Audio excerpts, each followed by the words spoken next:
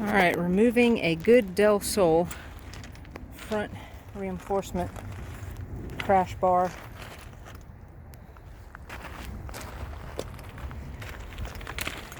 From what I can tell, there's one bolt in here and one on the other side. Visually, that's all I can find. They're 12 millimeter.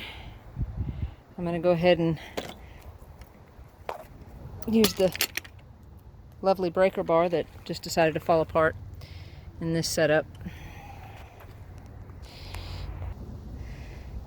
Just a dinky little bolt up here. Number 2's out. Bumper's still hanging on.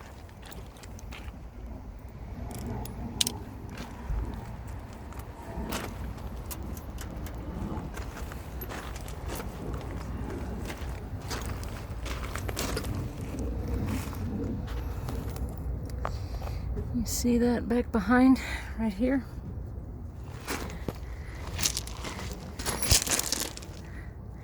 It appears it's behind this guy. So my guess would be there's one over here as well. Yep, right there. Back behind. You see the relation? Behind this. Let me work on how you get that out. I just wiggled, kind of went up and down, and boom, it's out. And as I suspected, there it is. There it is. They also appear to be 12. Alright, I've just pulled those out.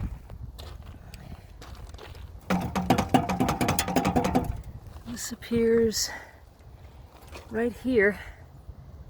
You see my finger, there's a little catch right there. I remember I've seen videos on other bumpers that have that. So you'll actually have to lift.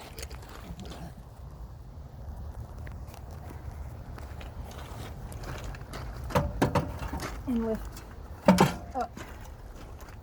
Voila.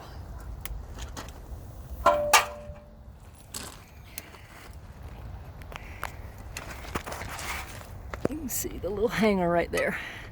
That's to help you locate and install when doing it by yourself. And this is a 93 DelSol, I believe. Yes.